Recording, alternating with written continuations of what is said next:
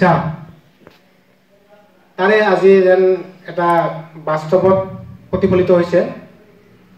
মোৰ নিজৰ সপোন, ইয়াৰ উপৰিও মোৰ মিছেছৰ মানে ৰূপালী বসুমতাৰীৰ সপোন, এই সপোনক বাস্তৱ ৰূপ দিয়াৰ উদ্দেশ্যে আমি আগুৱাই গৈছিলোঁ আৰু সেই বাস্তৱ ৰূপ দিবলৈ গৈ আজি কবিতাৰ ৰূপত মিছেছৰ কবিতা পুথি উন্মোচন হ'ল আৰু মোৰ মহৎ লোকৰ অমৃত বাণী গ্ৰন্থখন উন্মোচন হ'ল। এই গ্ৰন্থখন উন্মোচনৰ আঁৰত মই অনুভৱ কৰিছিলোঁ প্ৰথমতে যে বৰ্তমান সমাজখন বহুত বিশৃংখল হৈ আছে। বিশৃংখলিত সমাজখনত সুচাৰুৰূপে চলিবলৈ হ'লে সকলোকে লাগে জ্ঞান, পোহৰ। অন্ধকাৰত থকাৰ নিচিনা লাগে আৰু এই অন্ধকাৰৰ পৰা পোহৰৰ পথত যাবৰ বাবে মহৎ লোকৰ অমৃত বাণীত বহু জ্ঞানী শ্ৰেষ্ঠ দাৰ্শনিকসকলৰ মহৎ লোকৰ অমৃত বাণী আছে আৰু এই বস্তুটো এই বাণীৰ যোগেদি যদি ছাত্ৰ ছাত্ৰী হওক বা শিক্ষকে হওক বা কবি সাহিত্যিক লেখক সকলৰ কাৰণে বহুত প্ৰয়োজনীয়। মই অনুভৱ কৰিছিলোঁ সাহিত্য জগতত বা সমাজখনত মহৎ লোকৰ অমৃত বাণীৰ যি কিতাপখন মানে সহজে পোৱা মানে বহুত বৃহৎ আকাৰৰ বহুত মানে ভাল থকা তেনেকুৱা মই পোৱা নাছিলোঁ।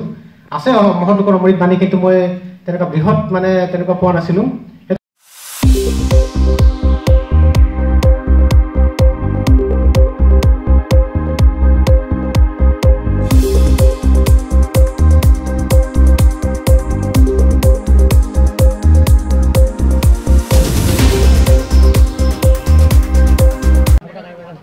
আজি আমাৰ পৰম সৌভাগ্যৰ দিন।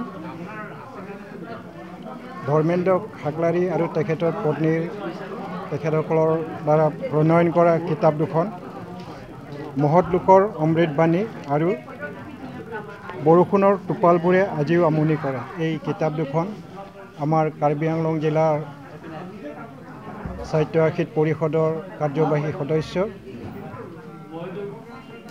আমাৰ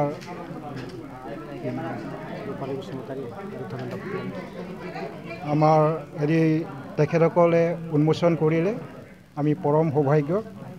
এই মহৎ লোকৰ বাণীৰ দ্বাৰা আমি সকলোৱে উপকৃত হ'ম বুলি ভাবিলোঁ। সুন্দৰ হৈছে কিতাপবোৰ আৰু আপোনালোকক সকলোলৈকে ধন্যবাদ জ্ঞাপন। অসমৰ চিফ মিনিষ্টাৰ তেখেতে মাতি লৈ গৈছে দিল্লীলৈ। তেখেতৰ বিশেষ এই বাজেট ছেশ্যনৰ দ্বাৰা বিভিন্ন চৰকাৰৰ লগত আলোচনা কৰিব লাগে, এইবিলাক থাকি গৈছে। তো সেইকাৰণে তেখেতে উপস্থিত হ'ব নোৱাৰিলে, অনুপস্থিত হ'ল।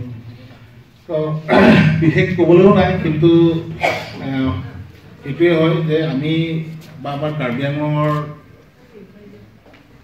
আজি যি ইয়াত আলহী আহিছে, বিভিন্ন লিখক লিখিকা কবিতা লিখা বা তেখেতৰ হেৰি বা আমাৰ কাৰ্বি সমাজৰ বা কাৰ্বি লামে নামে দ্বাৰা আমাৰ কাৰ্বি সমাজৰ মাজতো বহুত তেনেকুৱা কবিতাৰ পৰা আদি কৰি কিতাপ লিখা বহুত ওলাইছে।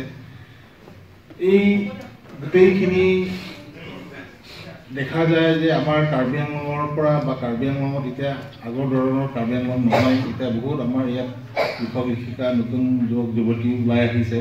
সেইটোৱে জনা যায়। ইয়াৰ পৰা যি আমি দেখি পাওঁ কাৰ্বি লামে নামে বা আমাৰ অসম সাহিত্য সভা কাৰ্বি আংলঙৰ ব্ৰাঞ্চ তেখেতে বহুত এই গ্ৰন্থ বা কবিতা তেনেকৈ পাব্লিছ কৰি লিখিছে।